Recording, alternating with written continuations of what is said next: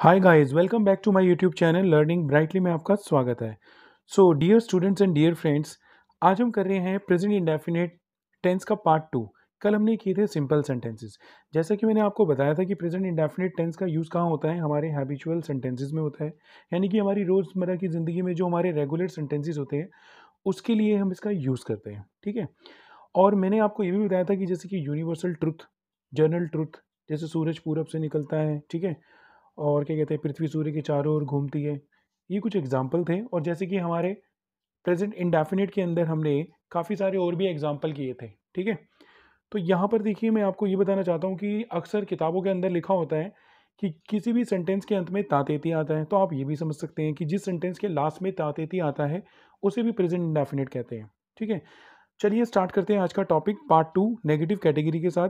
इसमें आपको ध्यान रखना है सबसे पहले कि आपने क्या करना है, नेगेटिव सेंटेंसेस के लिए डू नोट और डज नोट का यूज़ करना है। ठीक है। जैसे कि देखिए यहाँ पर क्या है, आपको ध्यान रखना है डू नोट और डज नोट कब लगाएंगे आप। ठीक है। ये मैं आपको बताने वाला हूँ। सबसे पहले आपने लगाना है सब्जेक्ट, फिर डू डज, फिर उसके बाद वर्ब की फर्स्ट फॉर्म और लास्ट में ऑब्जेक्ट। ठीक है। तो चलिए अब नीचे करते हैं हम। आपको ये ध्यान रखना है कि डू नोट और डज नोट किसके साथ आएगा। ठीक है। मैं कलर चेंज कर देता हूँ ताकि थोड़ा सा और लगे कि हाँ भाई हम अच्छे से बात कर रहे हैं। ठीक है। अब मैं ले लेता हूँ आपके लिए ये ब्लू कलर। ठीक है। अब सब्जेक्ट तो मैंने आपको बता दिया है। ठीक है। फिर डू डज में से आपको एक लिखना है, नोट तो आपके सेंटेंस में आएगा, फिर वर्ब की फर्स्ट फॉर्म और लास्ट में ऑब्जेक्ट। ठीक है। डू आपको ध्यान रखना है किस किस के साथ लगाना है। अगर आपका सब्जेक्ट है आई, यू, वी, दे और प्लूरल, यानी कि आई के साथ डू नोट, ठीक है, वी के साथ डू नोट, यू के साथ डू नोट, दे के साथ डू नोट और प्लूरल के साथ डू नोट, दो या दो से ज़्यादा होंगे तो आप डू नोट लगाएंगे। ठीक है। अब दूसरा नीचे देखिए डज लिखा हुआ है। ठीक है। यानी कि अगर आपका सब्जेक्ट क्या है, ही है या शी है या इट है या एनी नेम है या सिंगुलर है, तो आप क्या लगाएंगे इनके साथ, डज नोट। ठीक है। तो अब नीचे देखिए कुछ एग्जाम्पल्स भी दे रखे हैं। जैसे यहाँ पर देखिए मैं आपको ये बताने वाला हूँ। जैसे कि फर्स्ट सेंटेंस क्या है कि आई do not wake up early, इसका मतलब है कि मैं सुबह जल्दी नहीं उठता हूँ। नेक्स्ट सेंटेंस में क्या है, आई डू नॉट मिसबिहेव, यानी कि इसमें आपको वर्ब याद रखनी है। मिसबिहेव का मतलब क्या होता है, आई do not misbehave with anybody, यानी कि मैं किसी के साथ बुरा व्यवहार नहीं करता। ठीक है। This is a good quality. ठीक है। और नेक्स्ट क्या है, आई do not fight with anybody, यानी कि मैं किसी के साथ लड़ाई भी नहीं करता। ठीक है। अब इसी के बाद क्या है कि जैसे कि देखिए आपका सब्जेक्ट क्या आ रहा है, यू आ रहा है, यानी कि you do not help me. अक्सर हम एक दूसरे को कहते हैं यार तू मेरी मदद ही नहीं करता। ठीक है। नेक्स्ट सेंटेंस क्या है, you do not think positive. कभी कभी हम दूसरों को कहते हैं यार कभी तो पॉजिटिव सोच लेकर, कभी तो अच्छा सोच लेकर। ठीक है। या you do not believe in me, यानी कि तुम मुझ पर विश्वास नहीं करते हो। ठीक है। तो ये एग्जाम्पल थे। आई और वी के साथ आपने क्या ध्यान रखना है, आई और वी के साथ आपका आएगा डू नोट। ठीक है। लेकिन जैसे ही आपका सब्जेक्ट क्या हो जाता है ही, जैसे कि ही डज नॉट लाफ, वह हंसता नहीं है। शी डज नॉट क्राई, वह रोती नहीं है। ही डज नॉट सिंग, वह गाना नहीं गाता। She does not run fast, इसमें देखिए नॉट मिसिंग हो गया बाय मिसप्रिंट। ठीक है। इसमें डज के बाद नॉट लगाना है। ठीक है। She does not run fast, यानी कि वो तेज नहीं दौड़ती है। ठीक है। आई होप कि आपको ये क्लियर हो गया। See the next one.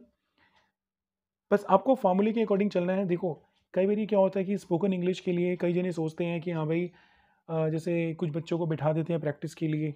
ठीक है। तो हम उनसे कुछ रेक्टाफिकेशन कराते हैं, लेकिन मैं आपको ये कहूँगा कि आप सबसे पहले खुद सीखने की कोशिश करें। जैसे कि मैंने आपको फार्मूला बता दिया, देखिए सबसे पहले मैंने आपको जो पार्ट 1 था उस क्लास में भी बताया था, मैं आपको फार्मूले के अकॉर्डिंग चला रहा हूँ अपने डे 1 से, जो हमारी spoken special spoken English classes हैं फॉर ऑल। ठीक है। तो कल हमने किया था प्रेजेंट इंडेफिनिट का यूज़, जिसमें एस और एस सीखा था हमने। ठीक है। किसके साथ एस या ई एस का यूज़ होगा और किसके साथ एस एस का यूज़ नहीं होगा। ठीक है। और आज हम सीख रहे हैं कि कहाँ पर आपको डू नोट और डज नोट लगाना है। ठीक है। जब आप इसको रिटर्न में लिखना सीख जाएंगे तो ऑटोमेटिकली क्या होगा कि आपकी स्पीकिंग अच्छी हो जाएगी। ठीक है। चलिए करते हैं नेक्स्ट। तो मैं आपको यही कह रहा हूँ कि सबसे पहले आपको इन चीज़ों का ध्यान रखना है कि आप फॉर्मूले के अकॉर्डिंग चीज़ों को सीखें। जैसे कि we do not hurt anybody, हम किसी को हर्ट नहीं करते। We do not waste our time, हम अपना टाइम वेस्ट नहीं करते। We do not think more, हम ज़्यादा नहीं सोचते। यानी कि यहाँ पर आपने देखा है कि जब आपका सब्जेक्ट है वी, तो हमने सबके साथ क्या लगाया है, do not, do not, do not और वर्ब की फर्स्ट फॉर्म और लास्ट में ऑब्जेक्ट। ठीक है।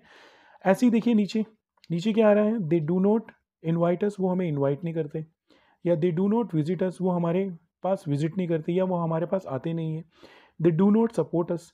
कई बार क्या होता है कि हम सेंटेंसेस इसको कैसे यूज़ करेंगे, यार देखो वो हमें इनवाइट नहीं करते और ना ही वो हमारे पास विजिट करते हैं, इसका मतलब है कि उनके मन में हमारे लिए कुछ अच्छा नहीं है तो बुरा भी नहीं है।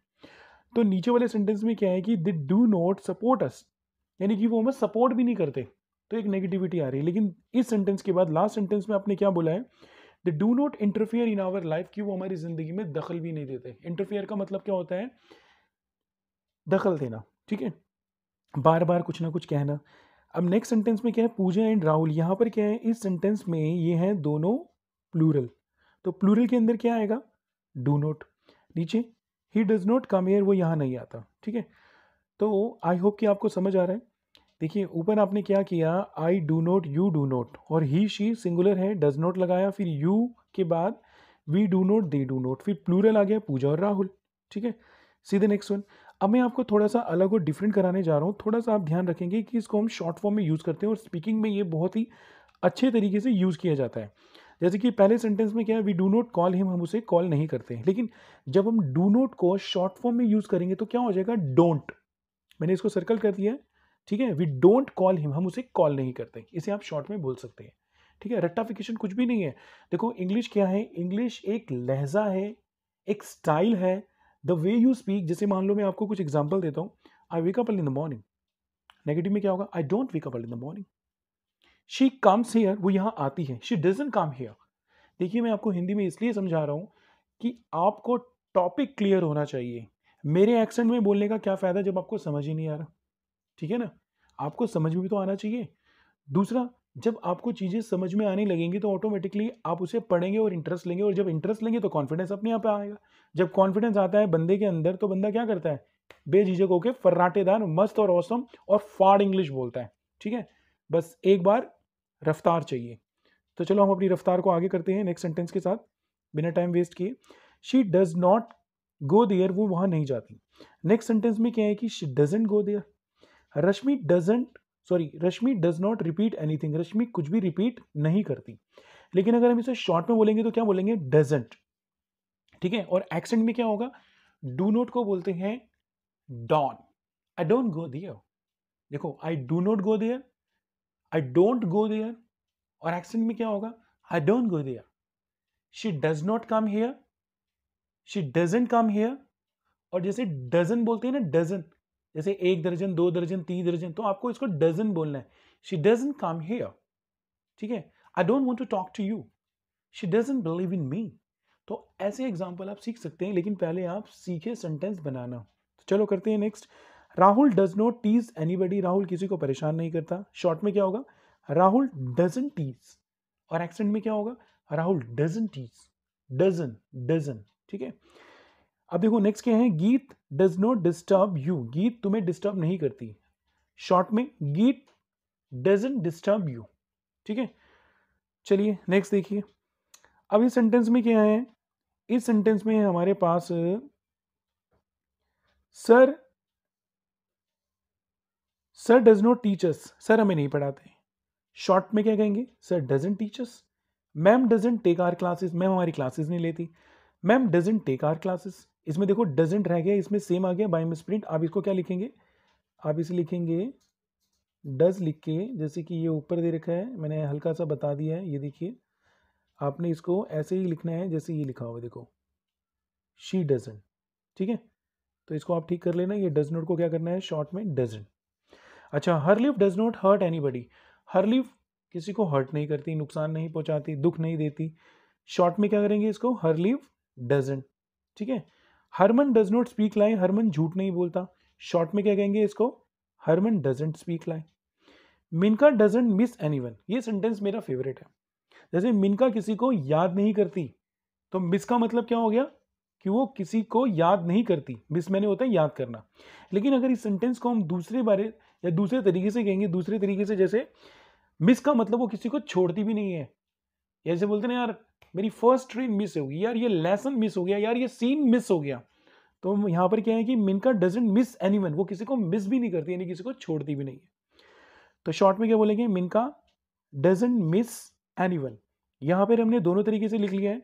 मिस मैंने याद करना भी होता है, मिस का मतलब होता है कि कोई चीज छूट जाती है, लेकिन हम यहाँ पर क्या कह रहे हैं कि वो कोई चीज़ छूट ना जाए उसके लिए इसका यूज़ किया है, दोनों तरह से, ठीक है।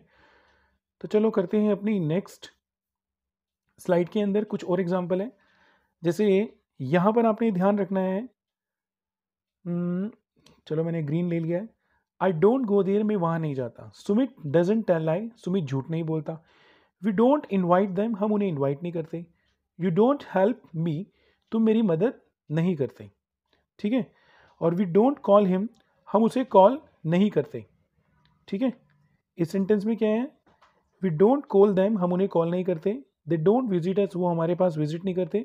शी डजेंट टीच अस, ठीक है, वो हमें, sorry, sir doesn't teach us, sir हमें पढ़ाते नहीं है। He doesn't tell us truth, वो हमें सच नहीं बताता है। She doesn't sing a song, वो गाना नहीं गाती है, ठीक है, लाइक दिस। अब नेक्स्ट ये सेंटेंस भी मेरा फेवरेट है क्योंकि ये मेरे one of my best friend का है। तो हम बताते हैं अपने बेस्ट फ्रेंड का नाम। Paramjeet does not forget anything, Paramjeet सब चीज़ याद रखता है, ठीक है। परम का मतलब होता है सबसे आगे, यानी कि सबसे ऊपर, परम, ठीक है।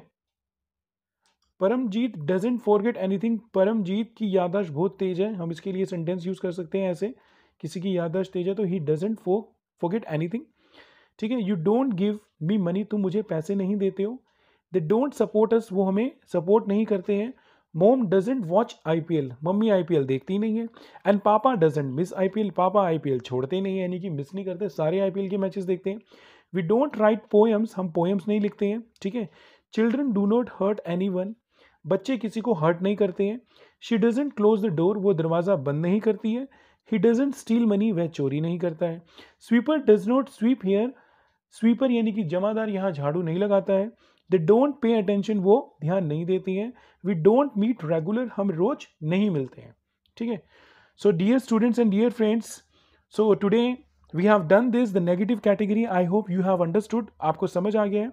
तो प्लीज़ ज़्यादा से अच्छे से देखने के लिए, समझने के लिए मेरे चैनल को फॉलो करें और डेली कुछ नया सीखें, क्योंकि सीखना बंद तो जीतना बंद। लाइफ में रुका हुआ पानी और रुका हुआ इंसान दोनों ही सड़ जाते हैं। हमें रुकना नहीं है, ठहरना नहीं है, हमें अपनी मंजिल की तरफ रोज एक कदम बढ़ाना है। Day by day, step by step हम रोज कुछ नया सीखेंगे, ठीक है, क्योंकि कोशिश करने वालों की कभी हार नहीं होती, ठीक है। और बातें करने से कुछ नहीं होगा, हम मेहनत करेंगे, ठीक है। तो thank you so much for listening to me attentively and carefully, and have a nice day. See you in the next class. If you really want to learn English, keep watching YouTube channel Learning Brightly, ठीक है। और अगर आप चाहें तो मुझे Telegram और Instagram पे भी फॉलो कर सकते हैं।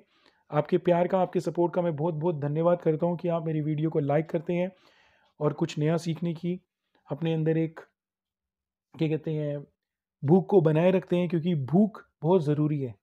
खाने का मन तो करता है, खाना खा लिया, पेट भर गया, लेकिन सीखने की भूख एक सच में वो भूख है जो हमें हमेशा के लिए ज़िंदगी में कुछ सिखाती है, ठीक है। जो सीखता रहेगा, जिसके अंदर सीखने की भूख होगी, वो ज़िंदगी में हमेशा आगे रहेगा, पीछे नहीं रहेगा। Thank you so much, sorry for this lecture but it was very important, that's why I have share with you. तो मिलते हैं अपनी अगली वीडियो में, टिल देन गुड बाय।